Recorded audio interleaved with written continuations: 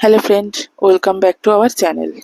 আজ আমি আপনাদের সঙ্গে একটি পনিরের নিরামিষ রেসিপি শেয়ার করব। তার জন্য কড়াইতে বেশ খানিকটা তেল দিয়ে তার মধ্যে দিয়ে দিলাম একটু লবণ।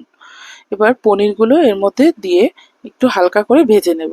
লবণটা দিয়ে নিলাম কারণ পনির যাতে কড়াইতে লেগে না যায় সেই জন্য। এবার পনিরটা ভালো করে এপাশ ওপাশ করে উল্টে, দেখুন আমি বেশি লাল করে ভাজিনি, এভাবেই একটু ভেজে নিয়ে এবার দেব একটা বাটিতে সামান্য উষ্ণ গরম জল রেখে তার মধ্যে পনিরের টুকরোগুলো দিয়ে দেব। এতে পনিরটা খুব সফট থাকে। এবার ওই কড়াই থেকে বেশ খানিকটা তেল তুলে নিয়ে কড়াইতে যে অবশিষ্ট তেলটা থাকবে তার মধ্যে আদা আর লঙ্কা বাটা দিয়ে দিলাম। এর মধ্যে দিয়ে দিলাম স্বাদ মতো নুন, সামান্য হলুদ আর দিয়ে দেবো জিরের গুঁড়ো। এবার সবকটা মশলা ভালো করে একবার কষিয়ে নেব। এবার এদিকে আমি একটা দুধ রেডি করব। দুধ বলতে এখানে 1 কাপ দুধের মধ্যে আমি একটু লেবু চিপে নিয়েছি।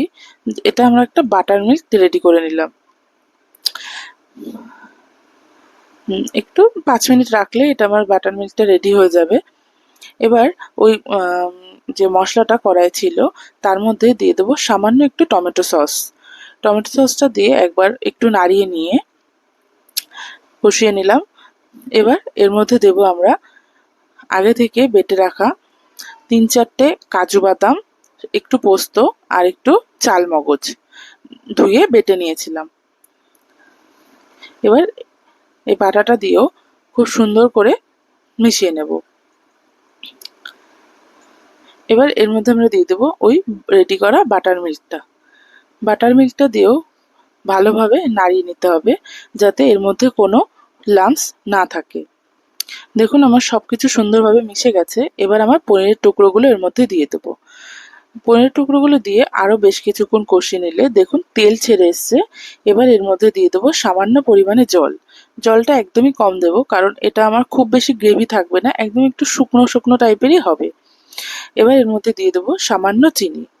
নিরামিষ সবজিতে একটু চিনিটা ইউজ করলে দেখবেন সবজিটার টেস্টটা আরও বেশি সুন্দর হয়। ব্যাস রেডি আমাদের।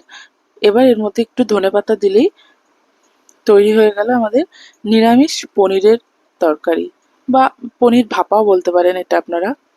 যে ভিডিওটা কেমন লাগলো অবশ্যই জানাবেন। Thank you.